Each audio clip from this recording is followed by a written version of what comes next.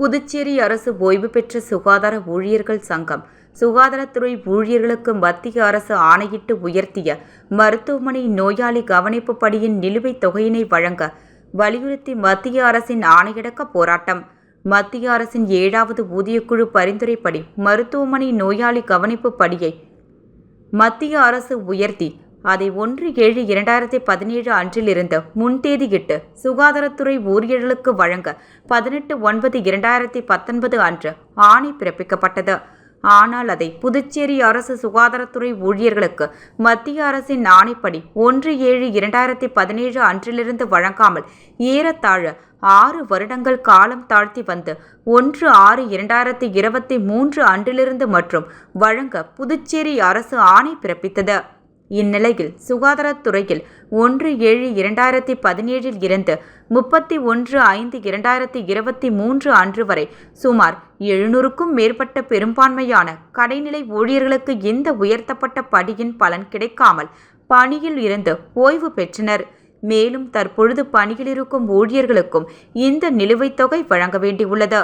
தற்போது சுகாதாரத்துறை ஊழியர்களுக்கு ஒரு மாதத்திற்கு வழங்கப்பட்டு வந்த மருத்துவமனை நோயாளி கவனிப்பு படி ரூபாய் 2800 2198 ரூபாய் 4100 1/6/2023 அன்றிலிருந்து மற்றும் உயர்த்தப்பட்டுள்ளது.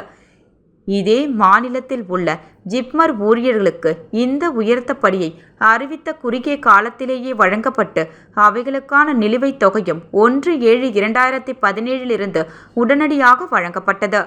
ஆகையால் மத்திய அரசு உயர்த்திய தேதியிலிருந்து புதுச்சேரி அரசு வழங்கிய தேதியின் இடையிலான 6 வருட காலத்திற்கு வழங்க வேண்டிய நிலுவைத் தொகையை ஓய்வு பெற்ற சுகாதார ஊழியர்களுக்கு கிடைக்க ஆவணம் செய்யவும் மற்றும் நிர்வாகத்தின் மெத்தன போக்கை கண்டித்து ஓய்வு பெற்ற சுகாதார ஊழியர்கள் தங்களின் நிலைப்பாட்டை அரசுக்கு உணர்த்த மத்திய அரசின் ஆணையடக்க போராட்டம் 15/5/2025 அன்று காலை 9:30 மணியளவில் புதுவை மிஷன் வீதியில் உள்ள சம்பா கோவில் அருகில் இருந்த மத்திய அரசின் நோயாளி கவனிப்பு படியின் ஆணையை அடக்கம் செய்து போராட்டம் நடத்துவது என்று நிர்வாக குழு முடிவு செய்தது.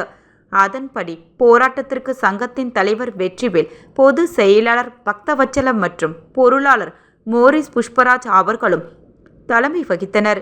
மேலும் இப்போராட்டத்தில் அனைத்து சங்க நிர்வாகிகளும் மற்றும் உறுப்பினர்களும் திரளாக கலந்து கொண்டு போராட்டத்தை நடத்தினர்.